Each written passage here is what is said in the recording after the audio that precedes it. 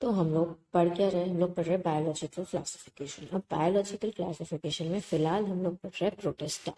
Protista का एक type होता है यूग्लेनॉइड।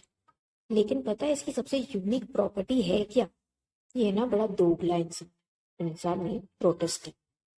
जब सनलाइट प्रेजेंट होती है ये ऑटोट्रॉफ होता है, ठीक है, यानी ये अपना खाना खुद बना रहा है।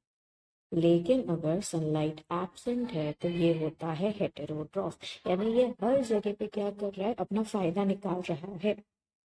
तो क्योंकि ये ऑटोट्रॉफ और हेटेरोट्रॉफ दोनों है, हम कहेंगे कि जो यूग्लेनॉइड है वो मिक्सोट्रोपिक मोड ऑफ न्यूट्रिशन बताएगा। यानी हम कह सकते हैं कि बहुत ही फ्लेक्सिबल नेचर का। अब याद रखना फ्लेक्सिबल मोड। तो ये यूग्लेनॉइड फ्लेक्सिबल क्यों है? क्योंकि पहली बात तो इसके पास सेल वॉल जो है वो एब्सेंट है, यानी इसके पास सिर्फ और सिर्फ प्लाज्मा मेम्ब्रेन प्रेजेंट है। और ये प्लाज्मा मेम्ब्रेन के आजू बाजू क्या है, एक प्रोटीन कर देंगे जिसको हम कहते हैं पेलिकल, जो ये फ्लेक्सिबिलिटी को और ज्यादा मेंटेन कर पा रहा है। और क्योंकि ये ऑटोट्रॉफिक है, यानी ये सनलाइट को यूज करेगा, हम कहेंगे कि जो हमारा यूग्लेनॉइड है उसके पास फोटोसिंथेटिक पिगमेंट है, यानी उसके पास chlorophyll A chlorophyll B present है।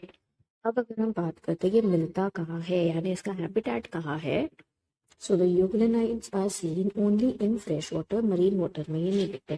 फिर वो फ्रेश वाटर हो सकता है कि स्टैग्नेंट हो या फिर वो रनिंग हो। और अगर हम हमारे यूग्लेनॉइड की फ्लैजिला की बात करें, उसके मूवमेंट की बात करें, तो there are basically two flagella present. समझ आई बात? तो विद दिस आई होप कि यूग्लेनॉइड क्या होता है, कैसा होता है, किस टाइप का प्रोटिस्टा है, that part is clear for you guys. So let's meet soon in the next session with a newer topic.